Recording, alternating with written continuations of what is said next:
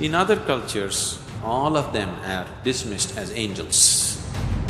But here, different quality beings have been identified as different types. You call for a particular being for a particular kind of benefit, so that you have an advantage of achieving things much more than you would do by your normal strength and capabilities.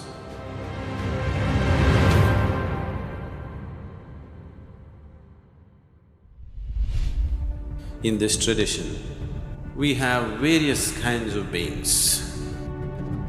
They are all particularly identified according to their quality.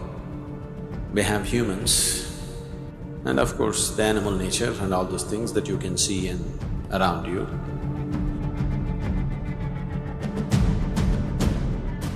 Those beings that you cannot see, there are some which we call as Bhuta Preta category. There are other beings that we call as Yakshas.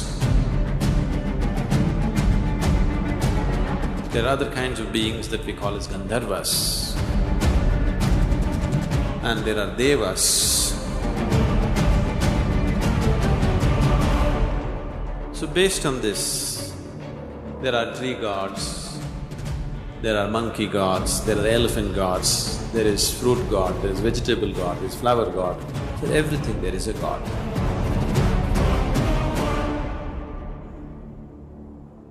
Is this all figment of imagination? No, it is…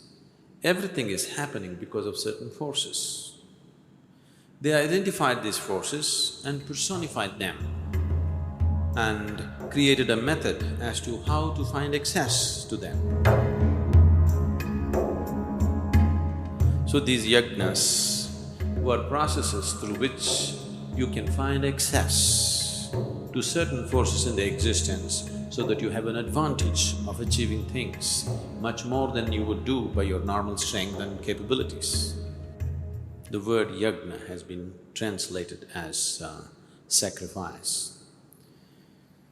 So the English word sacrifice you would always understand as giving up something for something else, or giving up something for nothing. That's a sacrifice, okay?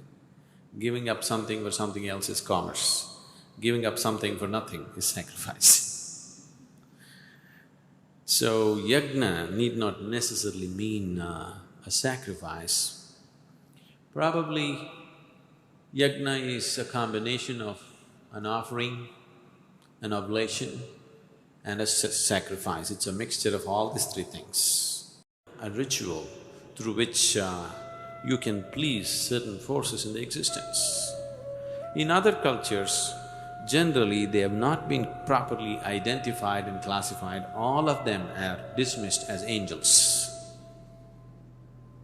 But here, different quality beings have been identified as different types, and accordingly you call for a particular being for a particular kind of benefit. There is a whole process and science behind it. Even today, people are using these yagas and yajnas. Generally, for a lot of them it may not work because it's not being properly conducted the way it should be. But for many people it does work. There are many people who are hugely benefited by these things. People do achieve what they want to do in the material world by using yagas and yajnas in a certain way. Even though it doesn't matter how educated they are and how much liberation they talk about, even today, 95% of the Indians, if they want to enter a new home, they will do yagas and yajnas before they get in.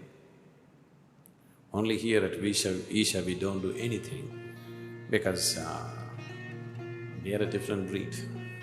If you are in a certain level of consciousness and energy, everything that you do is a yajna. You don't have to do a separate ritual, the very way you live is a yajna. So yajnas are of different kinds. Yajna means a certain means to access a dimension which is right now not in your access. One is a ritualistic yajna, that you perform something, an expert in the field comes and does something for you through which you receive some benefit, or you have made your very life process into your yajna.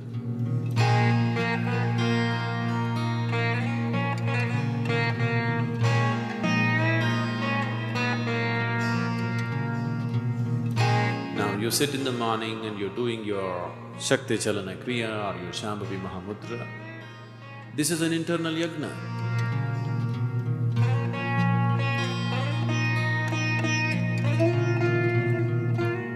Without that sense of offering, you will never know the essence of that practice. If you make this a process, it's a very powerful yagna through which things happen in the world. Not just for yourself, things will happen around you beautifully. We have been saying constantly, if 1% of the world can become meditative, the remaining 99% will just pass very easily. Because if 1% of the world really begins to function, every moment of their life, their very life process is a yagna, if they become like this, the 99% will reap the benefit without doing anything about it. One person plants a mango tree, 100 people can eat it. One person cannot eat what comes out of one tree. It takes 100 people to eat it.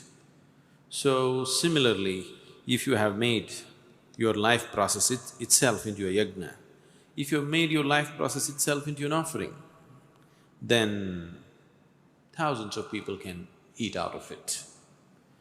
You would see simple women, just they made their life into total sacrifice for people who live around them in their families. They just cook, they serve, they never thought about themselves. What about me never came to them. You see, they are sage-like by themselves. My mother was a living example like this. She was educated enough, but her whole life was just serving her husband and children, that's all. Never we heard her telling us, "I love you," but such a question never arose.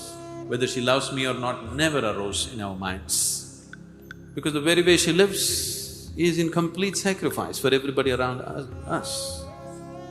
And nobody ever uttered anything about it, but in many ways, she was a goddess by herself. Everybody treated her as such. If she has to eat her morning breakfast, everybody in the family would have eaten. Then she will take a part of her breakfast and go to the backyard. She will look for anthills,